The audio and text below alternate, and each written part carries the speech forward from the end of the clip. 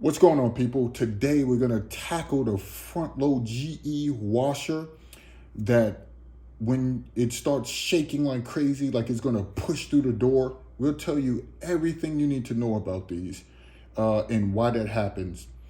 Some of you have top loaders, but since everyone is changing to these style of washers, we're going to deal with these per se.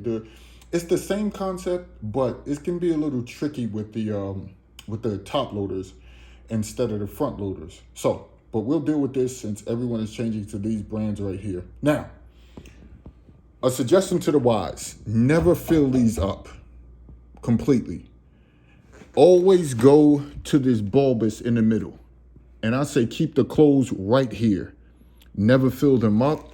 That's never a good idea in these particular brands, and you don't get a good wash and stuff like that. So, with that being said, try not to fill these up. These are not commercial units. These are very residential, very, in my opinion. Now, some of you experts might have a different opinion. I've worked with these for years, and they're not good to fill up. So, these are the tools you're going to need. Now, let's turn the camera up. These are the particular tools you're going to need. I have my stabilizer. Now, look at the part number right here. If you have this particular part, you could get this part number offline. Just put it in the GE website. It'll tell you if it's back ordered or anything like that. These things cost about $60, $70 a piece, depending on where you go. I got my drill and I have a Phillips, but I also have a 1/4-inch nut driver, just in case, because I like to use that for these screws instead of using the Phillips. I have 2 lights. People are wondering why you have 2 lights. It could get pretty dark here, and I just like to have lots of light. Now, with that being said, let's start. Let's begin. You got to get way down, way down. I like to use this particular light for the stand-in, as you see. Now, with that being said, you have, let's turn that up a little bit. You have 3 screws.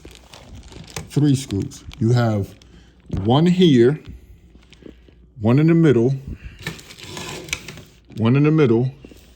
and one towards the end. Let me use my Phillips. Sometimes it can be a little tricky. Let's put it in there. 1 screw, as you see. Let's put it here. 2 screws. Let's put it here. 3 screws. I got a magnetic attachment to it, so. Okay. Once you take this off, put it to the side. Make sure your power's off. Make sure there's no electricity going to this washer, either through the breaker or by unplugging it. So I take one of my lights so I can see, and I'll put it in. Now, as you see, these are your stabilizers. Now the back, let me get more light here. The back is a little bit more difficult. So what I do, again, make sure the power's off. I put a towel on this, whether it's a towel or cloth. I make sure I put it on this part right here. So whenever I'm doing the back on this side, I put a towel or cloth on there. I rest my arm against there, and then you're good. You're really not supposed to, but I do, and I gently, not with all sorts of pressure. Now again, there's one stabilizer. There's one in the back over there. There's one back here, and this one is leaning, it's laying down. Now, simple. All you have to do, let me show you guys. I'm trying to hold the camera. Let me show you guys. See, it slides right out. It's gel. See all of this gel and lubrication? All of this lubricant gel helps it go up and down. You just gently pull it. See, it's out. It's here right in my hand. Simple. Just pull it off. Just pull it off. Sometimes these can crack down here. Sometimes they can not.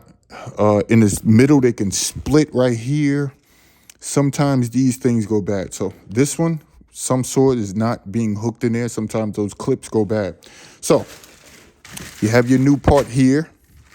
Open your new part. We'll do that. Now, since your newer part, let's bring some more light. Since your newer part is, you see the difference? The newer part has this on it. You don't need this block. You don't. You don't need this bottom part. Again, the housing, like all you need is the housing. That's it. You need a housing, you need to connect and fits to the drum, right? Locks into the drum. So you don't need this. So you simply just take it off. See?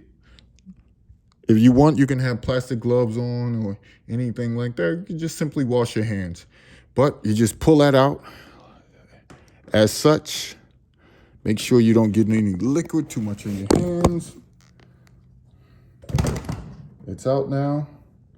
Simply, just out. Now, time to go. So, just simply, like we did as such, put the light back through there. You see it hanging. Let's add some gel to it like we did the other one. What I do is I rub a little bit of gel off this onto the top of it, the white part of it. So like you see such with the old one, you can do that with the new one. And you simply just, same thing. You go in, up. You go as far as you can down with the stabilizer. You see how it looks? This matches the inside of this. So look, it only has to go on straight like this, flat. It only can go in one way. It can't go in like this. If you can see, it cannot go in like that. It only can go in straight. That means east to west. It can only go in east to west up. That's it. Once you get in, you'll feel it. So take your hands. I usually take my thumb, index, put it right there. Put it right in the groove. And all you simply have to do is go counterclockwise. So once you finish, you can break these easily. So be careful. Make sure this is flat. So even if you have to push up on the drum a little bit, push up on the drum. But you want to make sure this is flat. Because see that's flat. I've been doing this for a long time. So it's easier for me. That's flat. Take the flat, turn it counterclockwise. You'll hear a snap. Cool. That's it. You're done. No sense to keep going. No need to turn it. Once you go north to south, south to north, you're good. You are golden. You don't have to twist anymore. You don't have to turn it anymore. It's done. It's locked in.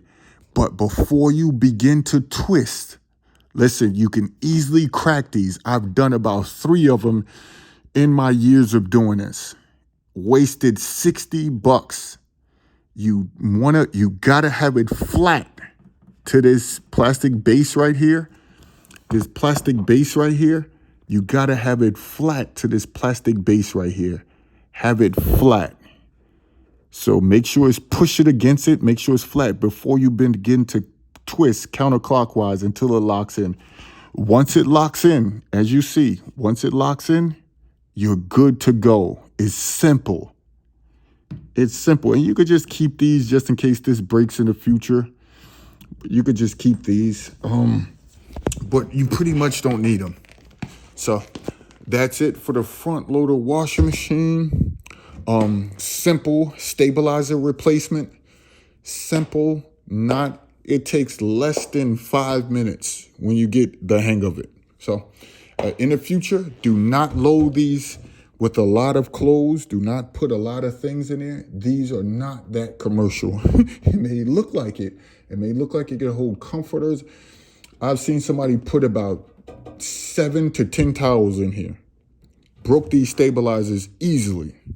So the machine starts to reset, the breaker starts to trip, telling you that there's something wrong. It's overloaded. So please don't do that, or you'll run through these expensive stabilizers very quickly. But until the next video, see you later. Yes, Fix It is out of here.